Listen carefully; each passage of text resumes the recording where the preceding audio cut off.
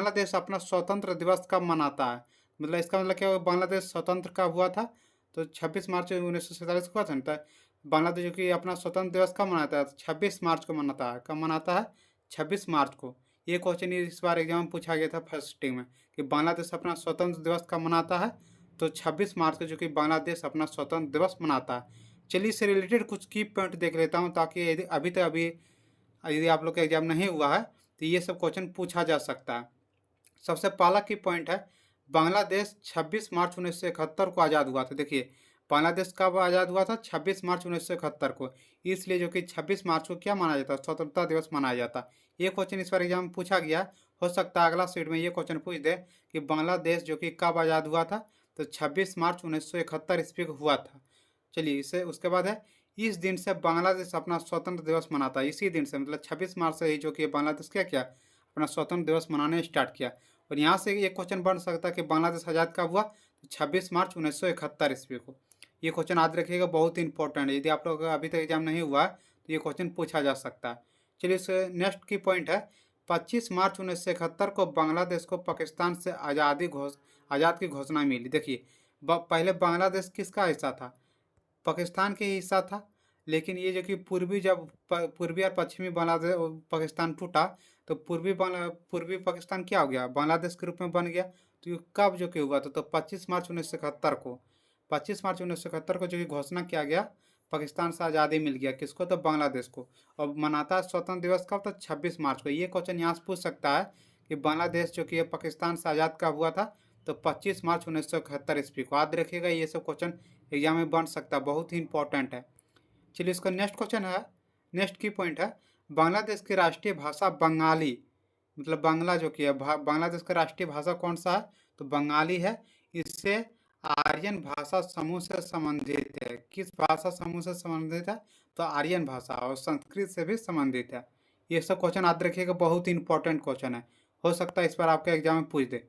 चलिए, उसका नेक्स्ट की पॉइंट है, शेख मुजीब बांग्लादेश के संस्थापक नेता और अगुआ थे। अगुआ मतलब क्या हुआ कि बांग्लादेश के संस्थापक कौन थे? तो ये शेख मुजीब थे। ये भी क्वेश्चन भारत के बहुत बहुत सारे एग्जाम पूछा गया ये क्वेश्चन कि बांग्लादेश का जो कि संस्थापक कौन थे? तो शेख मुजीब थे। कौन? शेख मुजीब। चलिए, उन्हें बांग्लादेश का जनक कहा जाता है। देखिए, बांग्लादेश का जनक किसे कहा जाता है? तो शेख मुजीब को जो कि बांग्लादेश का क्या कहा जाता है? जनक कहा जाता है। ये सब क्वेश्चन बहुत ही इंपॉर्टेंट क्वेश्चन आपके एग्जाम में पूछा जा सकता है। चलिए, उसका नेक्स्ट क्वेश्चन पूछा गया था आज का, किस वेद में सबसे पुरानी वेद संस्कृति के बारे में जानकारी दी गई? तो सबसे पुरानी संस्कृति के बारे में जो कि ऋग वेद में दिया गया। आप लोग जानते हैं कि सबसे जो कि है पुरानी वेद कौन सा है? तो ऋग वेद है। और ऋग वेद में ही पुरानी वेद संस्कृति के बारे में जानकारी दिया गया है। तो ये क्वेश्चन जो कि आज का आप लोग के एग्जाम में पूछा गया था। और आप लोग कमेंट करके जरूर बताइएगा, जो भी एग्जाम देख रहे हैं, कि ये सब क्वेश्चन आप लोग के एग्जाम में पूछा गया है नहीं।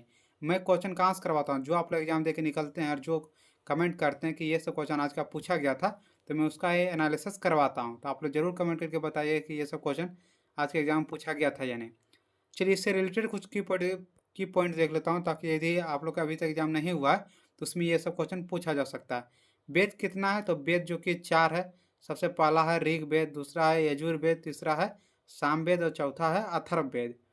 उसका नेक्स्ट की पॉइंट है, ऋग्वेद सबसे प्राचीन तथा प्रथम वेद है। देखिए, ये क्वेश्चन आप लोग को पहले बताए थे, सबसे प्राचीन वेद कौन सा है? ऋग्वेद। और यहाँ से क्वेश्चन और पूछ सकता है कि सबसे प्रथम वेद कौन सा है? तो सबसे प्रथम वेद भी जो कि ऋग्वेद है, और सबसे प्राचीन वेद भी जो ऋग्वेद है। ये सब क्वेश्चन याद रखिएगा, बहुत ही इंपॉर्टेंट क्वेश्चन है, बहुत बार ये सब क्वेश्चन है एग्जाम पूछा जाता है।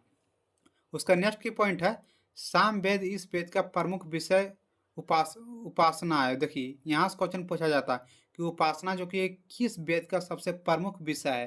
तो किस वेद का हो जाएगा? साम वेद का। साम वेद का जो कि सबसे प्रमुख विषय कौन सा हो जाएगा? तो उपासना। याद रखिएगा, बहुत इंपॉर्टेंट क्वेश्चन, बहुत बार एग्जाम पूछा गया।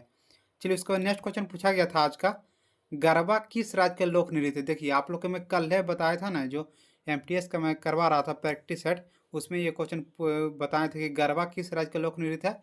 तो गुजरात का। गो से गुजरात, गो से गरबा। आप लोग को मैं कल ट्रिक से बता रहे थे कि गो से गुजरात, गो से गरबा।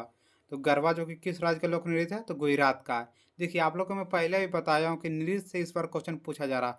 हर एक सीट में जो कि नृत्य से ये क्वेश्चन पूछे जा रहे हैं, तो आप लोग नृत्य करके जरूर जाइए। यहाँ से क्वेश्चन बहुत सारे एग्जाम में क्वेश्चन बन रहा था, आप लोग जरूर करके जाइएगा नृत्य का। चलिए इससे रिलेटेड कुछ की पॉइंट देख लेता हूँ जो, ताकि आपके एग्जाम में जो होने वाला है इसमें ये सब क्वेश्चन पूछा जा सकता है। सबसे पहला असम। असम का लोक नृत्य कौन कौन सा है? बिहू है, बिछुआ है और नागा नृत्य है। इसमें दो को याद रखिएगा, असम का लोक नृत्य एक बिहू और दूसरा नागा नृत्य। ये दोनों क्वेश्चन बहुत एग्जाम पूछा गया। उसका नेक्स्ट राज्य है उत्तर प्रदेश। उत्तर प्रदेश का कौन कौन सा है?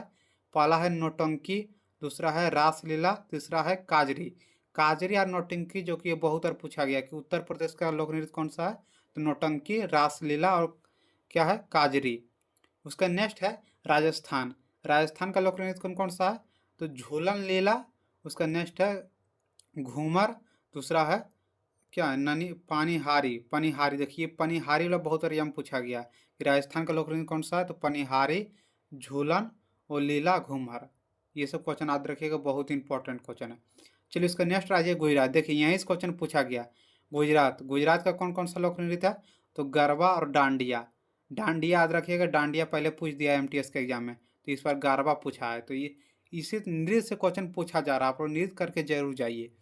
उसका नेक्स्ट राज्य है बिहार। बिहार में कौन कौन सा है? तो जटा जटिन और विदेशिया। ये दोनों जो कि बिहार का लोक नृत्य प्रमुख माना जाता है। कौन कौन सा? जटा जटिन और विदेशिया, जो कि बिहार का प्रमुख लोक नृत्य है। उसका नेक्स्ट है तमिलनाडु। तमिलनाडु का लोक नृत्य कौन सा है? तो करगट्टम। ये भी बहुत इंपॉर्टेंट है, याद रखिएगा, ये क्वेश्चन हो सकता है अगला वीडियो में पूछ दे कि तमिलनाडु का लोक नृत्य कौन सा है, तो करगट्टम, जो कि तमिलनाडु का लोक नृत्य है। चलिए उसका नेक्स्ट क्वेश्चन पूछा गया था, पंडित रविशंकर किस वाद्य यंत्र से संबंधित है? तो पंडित रविशंकर जो कि है सितार से संबंधित है। किससे है? सितार से। पूछेगा पंडित रविशंकर किस वाद्य यंत्र से संबंधित है, तो सितार से संबंधित है। चलिए कुछ की पॉइंट देख लेता हूँ जो आपके एग्जाम के लिए बहुत इंपॉर्टेंट है। यदि आप लोग का अभी तक एग्जाम नहीं हुआ है तो उसमें ये सब क्वेश्चन पूछा जा सकता है। सबसे पहला की पॉइंट है हरिप्रसाद चौरसिया। हरिप्रसाद चौरसिया किस वाद्य यंत्र से संबंधित है? तो बांसुरी।